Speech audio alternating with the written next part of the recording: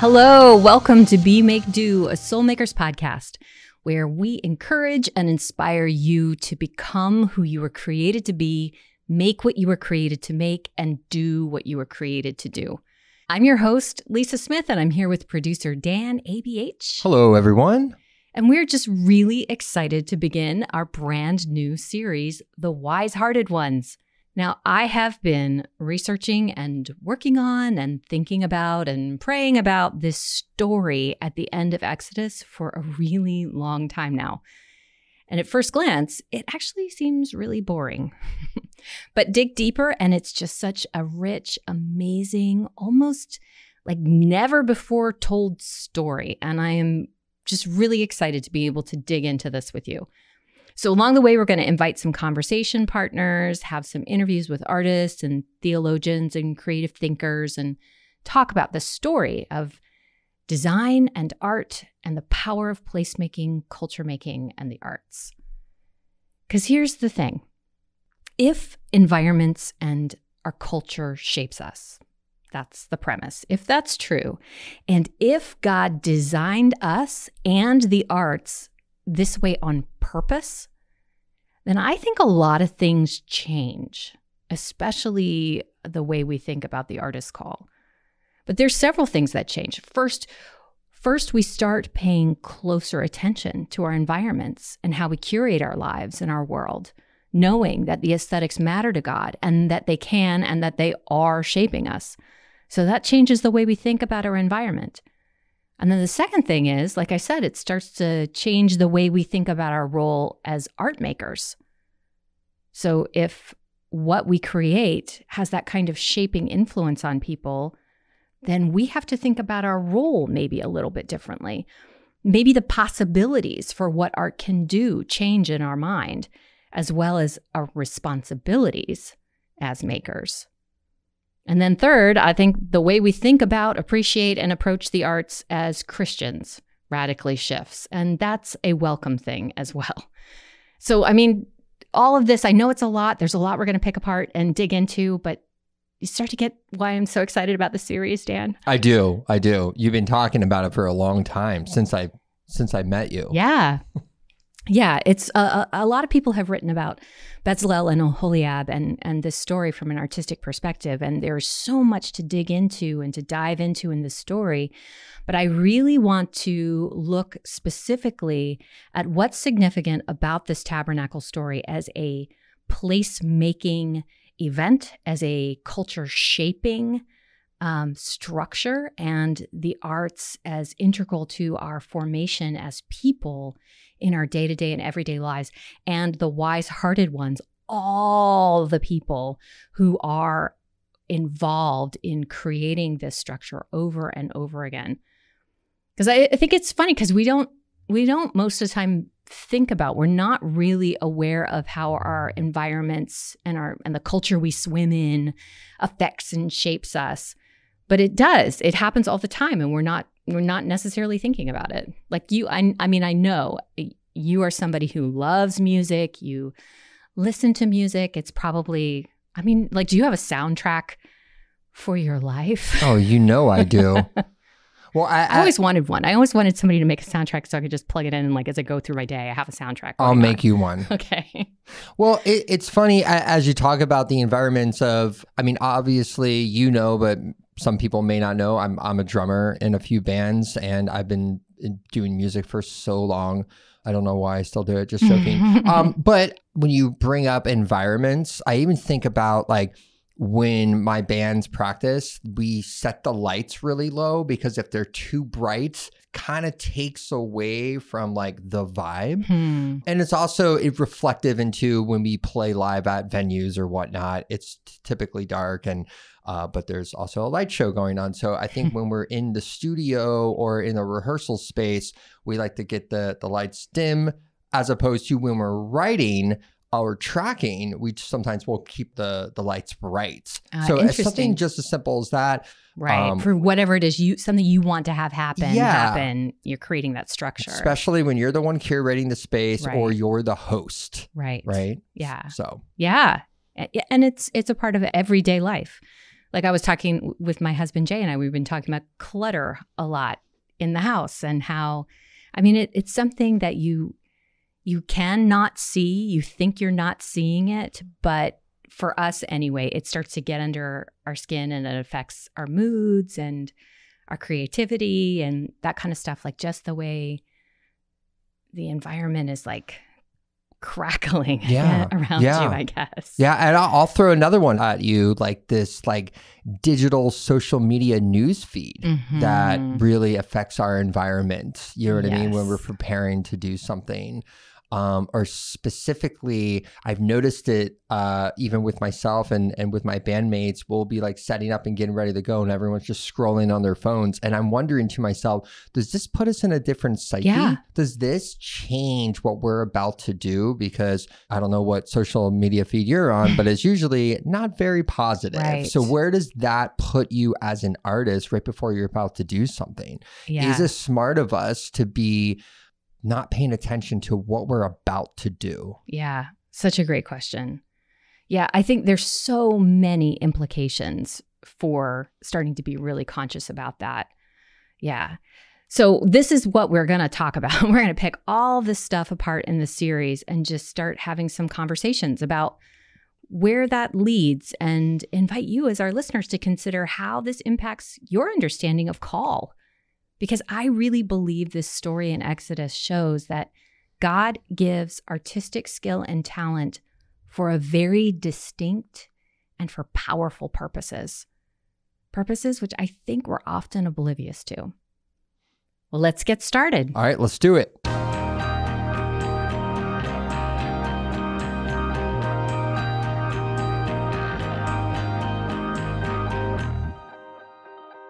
Exodus 31:6.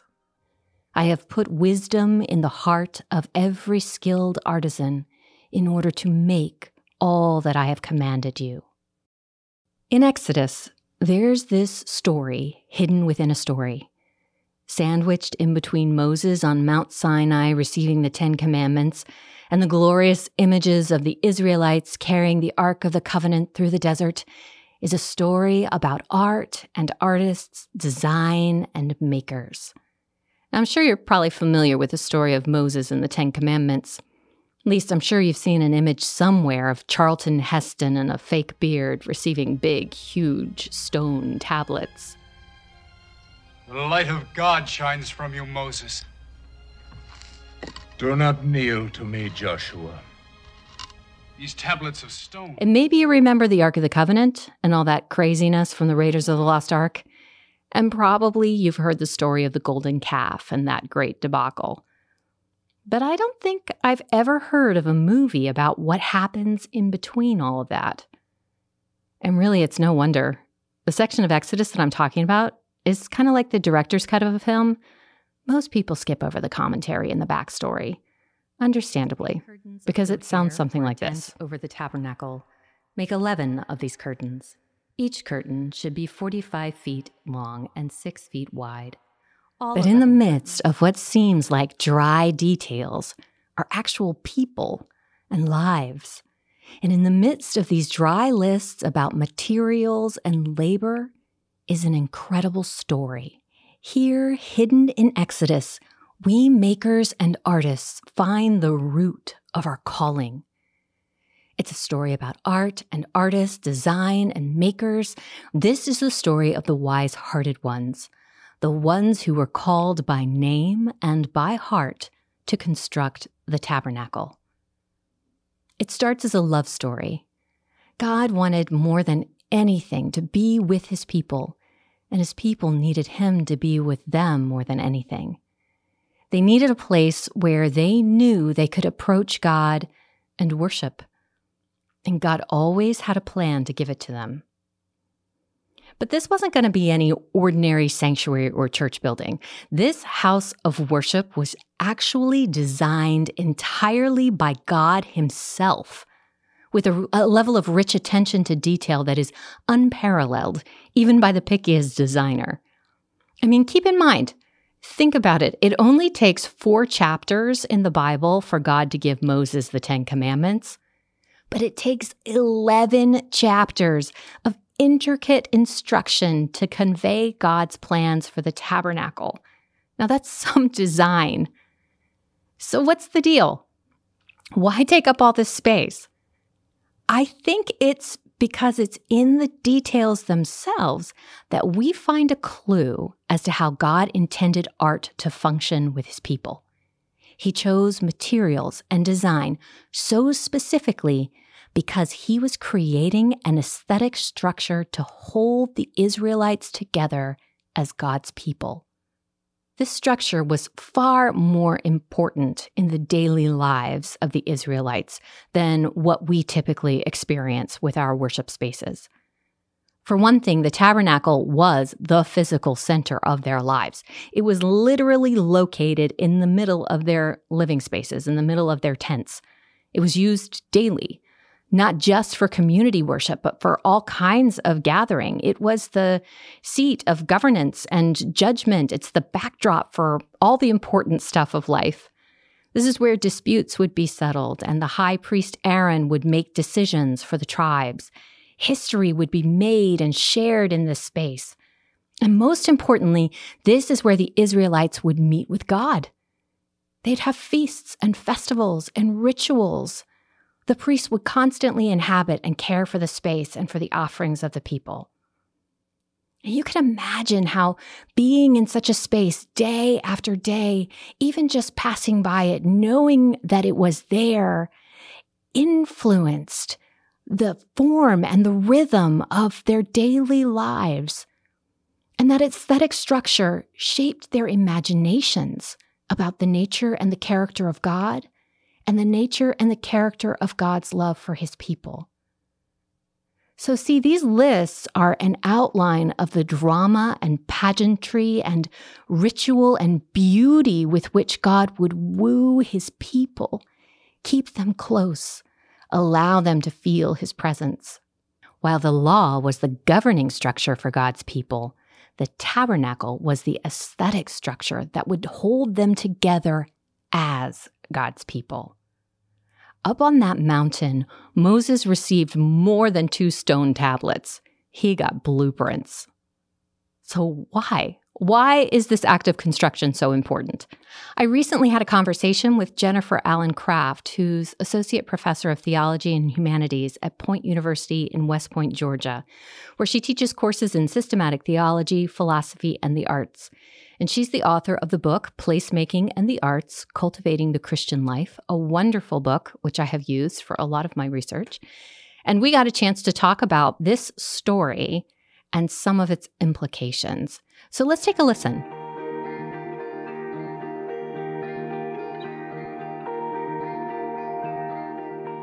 A third of the book of Exodus is about the building of the tabernacle. I mean, that is a lot of textual space.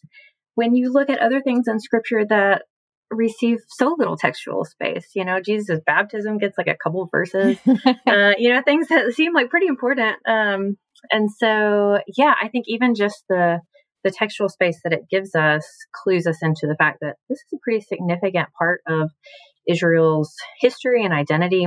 The tabernacle narrative, we're introduced to Bezalel and Aholiab as these artists who have received special divine calling and inspiration, right? So that notion of God particularly calls these people to do this task.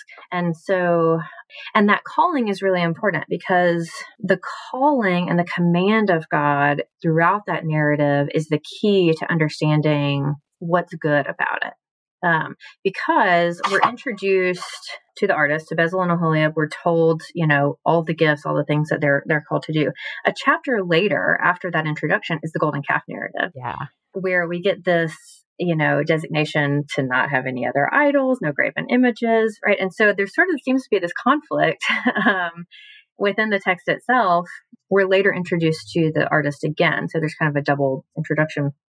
But one of the key differences between those narratives, because there's a lot of textual similarity between the way in which the artists are introduced and the types of things that are produced and used to produce artwork in that, and in the golden calf narrative. In both accounts, people bring their gold and their jewelry to sort of melt down and make something.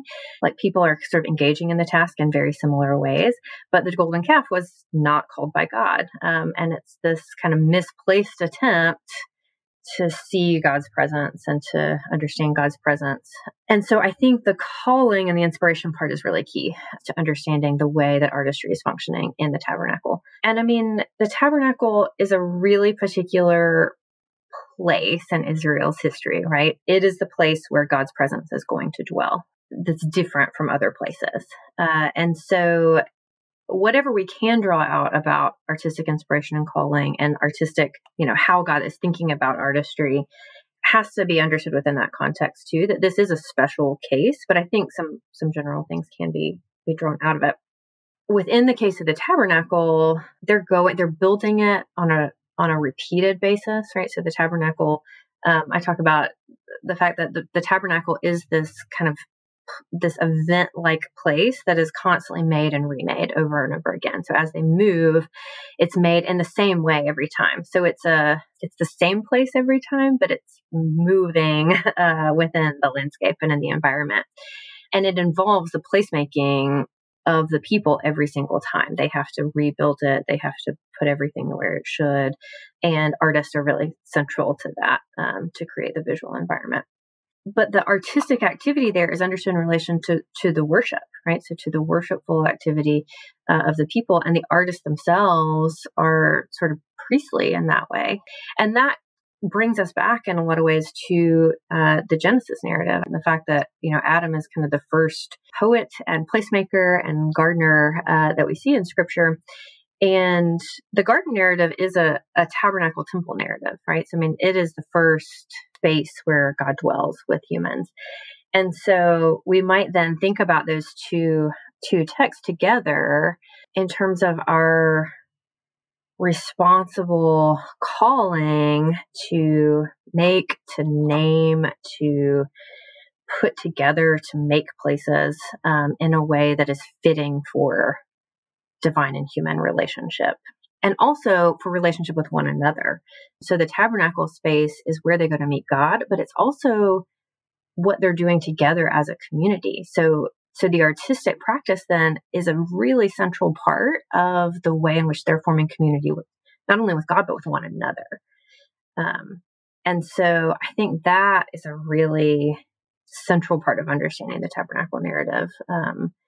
And the artists in the tabernacle narrative in particular, that they're not just making something, pretty to, and then they go on their merry way, that their artistic practice is actually in the business of forming community for the people, and making a place for God to dwell with them. And so it's a central human task, that creative task that they're doing. Yeah, I think when you place art making in particular, but I think all Christian activity within that context, then for me, it gets really clear what I'm supposed to be doing all the time, anywhere, everywhere, is this making this space for God to inhabit and acting and behaving as if I were in the kingdom. Yeah. Yeah. And it's this act of hospitality, right? Of inviting in, they're inviting in the divine presence.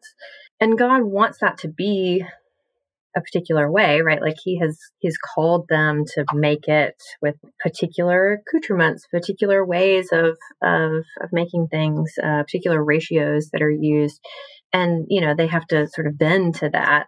There's also, there are other artisans mentioned. I mean, so there's Bezalel and Oholiab who receive the special divine calling, but there are other artists as well. And I sort of like to think about them as so they're participating in that wider task, and they're in some ways being kind of mentored by Bezalel and Oholiab, who have received the special divine calling, but they're working in the context of that kind of community to inhabit the place themselves, and to understand themselves, but also to allow and to invite God to inhabit there with them, right? To make a place there with them. If we sort of read that text then later in light of Jesus, Jesus himself is identified with the temple over and over again. He tabernacles with us, right? So that same word there is used in the Greek where God, the word tabernacles among us. And so, in light of that, of Jesus as the sort of divine placemaker who comes and lives and dwells and, engages with the world in a variety of prophetic and loving and creative ways, if we as Christians are called to be Christ-like, then, that's sort of another layer that we might think about in terms of our artistic activity.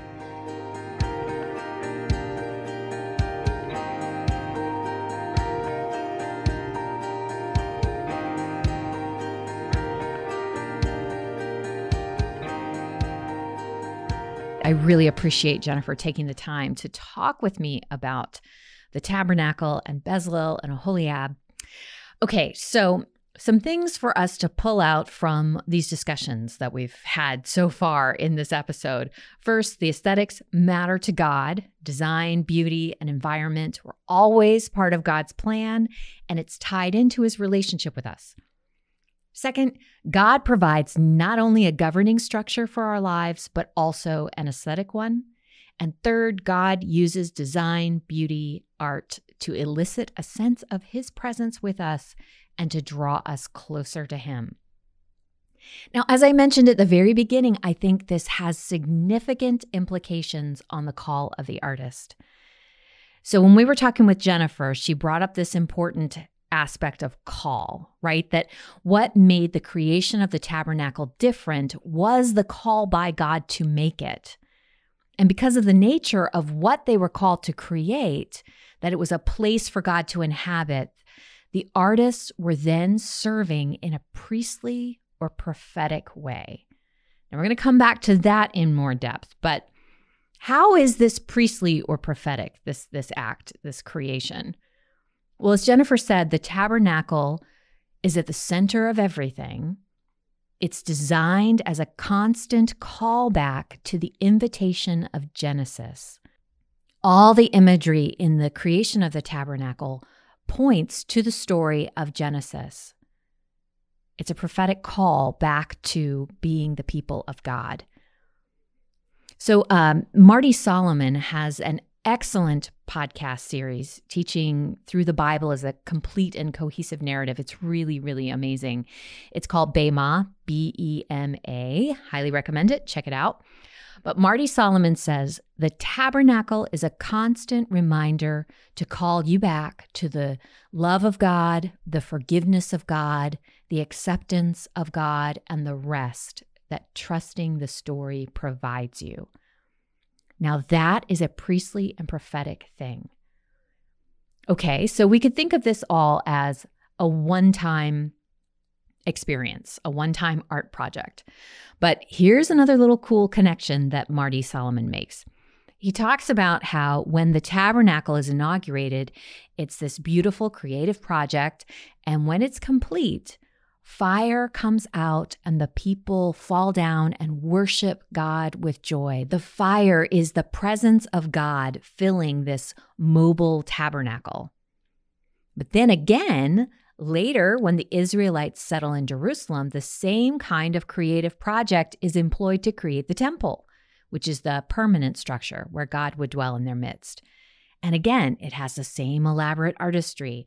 There are artists involved, and the same fire and people bowing down with joy to worship at the tangible presence of God. But that's not all. Then again, in Acts, when the Holy Spirit is released on Jesus' disciples, the tongues of fire come out of the temple and separate and land on the people, the church. And it's expected that the same thing would happen. People would be overwhelmed by the joy of an encounter with the God who is tabernacling with them. When they encounter us, the church, as the new temple or the new tabernacle. Again, Marty Solomon says, in the first Genesis narrative, God creates a space and says, you fill it. And then in the second narrative, the tabernacle narrative, he says, You create a space and I will fill it. So, within that context, all Christian activity gets really clear. Like I said, when we were talking with Jennifer, it gets really clear for me what I'm supposed to be doing all the time, anywhere, everywhere, is this making space for God to inhabit. Going further, one more time with Marty Solomon, he says, if we are that temple, then we are a mobile reminder of Genesis 1. We are meant to be a callback to the story, that story that invites people to the goodness of God, that invites them to trust the story, and giving them an experience that would invite them to fall on their face and worship God because He is so good and His love endures forever. So then let's just put a fine point on it. As artists specifically, let's draw the line from the work of placemaking that the wise-hearted ones were called to, and artists of faith in all generations. So creating a space is broader than just building a physical space. It's an act of hospitality and inviting in of the divine presence, like Jennifer said earlier. When Christ tabernacles with us, it is a placemaking event. So then creating spaces is not limited to just a physical place where you are, but it includes everything that contributes to the cultural ethos which we inhabit. All the art and music and performance and story and images and poems and environments, but also ideas and games and films, all of it. So in the Exodus story, God determines the subject matter and material, but He does still require skilled artisans to accomplish the work. The aesthetic execution and decisions around execution are left up to the artisans. They are called to create a space for God to fill. And as we see in Acts, we are still called to create spaces for God to fill. Now, this understanding should result, I think, in a creative call that spills out beyond any agenda on my part as an art maker or as a Christian. Like even the agenda for what God will do to help people or evangelize or spread a message or whatever that might be. Like Marty Solomon said, God asks us to create a space that He will fill for His purposes. It's God's business to make the impact, but it is ours to make. Then with this humility, I find so much freedom to just tell the stories, write the music, paint the pictures, perform, create, and just make with an intention and prayerful approach that anything I'm creating is space for God to fill. So, this is the question for you. What spaces will you create? And how does it affect the way you create if you're working with the intention of creating a space for God to fill? So just as a side note, if you've never sat down and looked at Exodus 25 to 30, I invite you to do it. First of all, it's going to make this series much richer for you if you know what I'm talking about. And second of all, I think that you will find so much encouragement and incredible inspiration for your calling as an artist. And I bet you're going to pull out even more great insights. Thank you so much to Jennifer Allen Craft for talking with us. You can get her book, Placemaking and the Arts, Cultivating the Christian Life, on Amazon. We'll also put links to her website in the show notes. And be sure to check out the Bema podcast with Marty Solomon. It's really wonderful.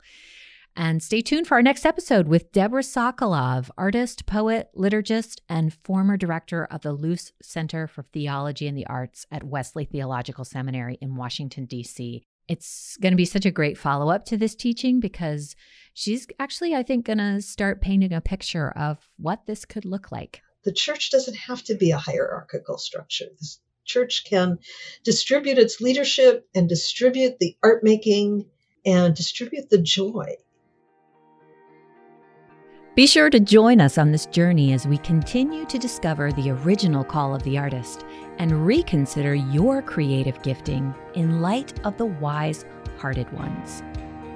Thanks for listening to Be Make Do, a Soulmakers podcast. All resources and links can be found in our show notes. Be sure to follow us on Instagram at Soulmakers Podcast. If you want to join the movement, visit soulmakers.org.